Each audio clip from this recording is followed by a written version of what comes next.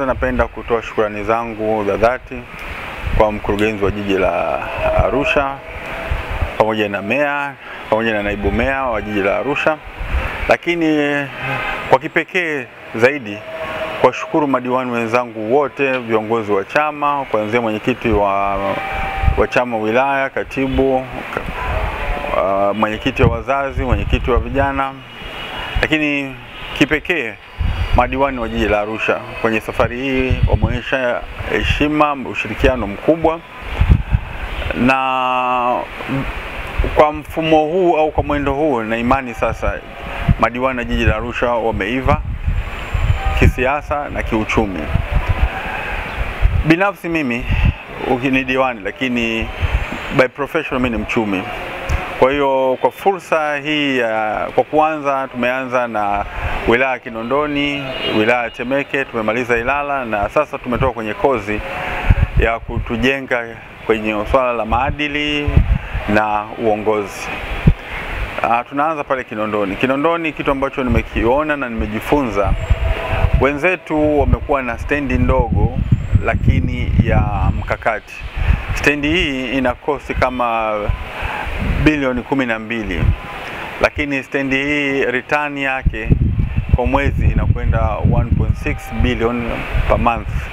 Inamaanisha kwamba hela hii ni hela mkopo kwao, lakini nina uhakika ndani ya mwaka na nusu fedha hizo watakuwa wameshazirejesha. Lakini nimejifunza kitu kingine, sisi tuna maeneo mengi makubwa lakini si ya kimkakati, na tukiacha siasa tukafanya biashara, hata wananchi ambao wanalia barabara mbovu, hospitali, shule, tunaweza tukawatekelezea mahitaji yao kwa muda mfupi sana. Tunatakiwa tuache siasa kuangalia kwamba wamachinga tunawapanga wapi, tunakuja wapi, lakini pale tutakapoweza kuwa na stendi ya kisasa kama hiyo, masoko kama hayo tuliyoyaona, na tuna uwanja kama ule Ngarenaro, lakini sisi kama halmashauri hatupati chochote. Tunahitaji kuwa na viwanja kama vile 4-5 ambavyo kila kiwanja kina uwezo wa kukodishwa kwenye mambo ya michezo, kwenye mambo ya sherehe. Kama unavyojua Arusha ni mji wa kitalii, mji wa sherehe, watu wengi wanapenda kufanya shughuli zao katika jiji la Arusha. Tunapokwenda ndani ya Temeke kuna miradi miwili mikubwa ambayo nimeiona. Mradi wa kwanza ni mradi wa soko.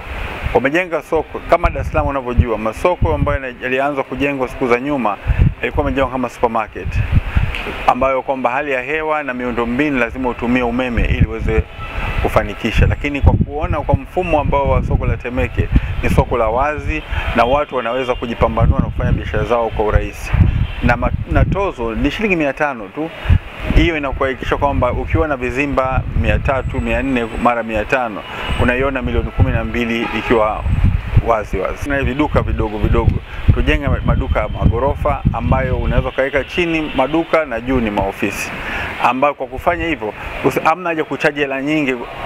Una uwezo kiuchumi sasa, uweke maduka machache uchaji pesa nyingi, au uweke maduka mengi uchaji pesa ndogo, lakini mwisho unapokea gharama, unapata faida kubwa zaidi. Temeke, Ilala kwa ujumla wake mimi nimependa kwa ajili ya collection. Kinondoni, Ilala na Temeke makusanyo yao ni zaidi ya milioni 50, bilioni 50. Sisi tunacheza na bilioni 40, 38, 41, lakini wao expectation ya kwao ni kukusanya bilioni 120. Sisi expectation yetu ni kukusanya bilioni 60. Lakini ukiangalia vyanzo vyao vya mapato na sisi vyanzo vyetu vya mapato tunashabiana. Kwa hiyo kwa ziara hii na madiwani nafikiri sasa wameelewa hili somo. Tutakaporudi tutaenda kufanya miradi ya kimkakati na mashirikiano na makubaliano. Kwa hiyo naiona bilioni 100 inakuja bila matatizo yote. Na tumetumia fedha nyingi kuja kwenye ziara, lakini ni bora utumie fedha nyingi uweze kupata maendeleo ya haraka kuliko kubana hizi fedha bila kupata maendeleo.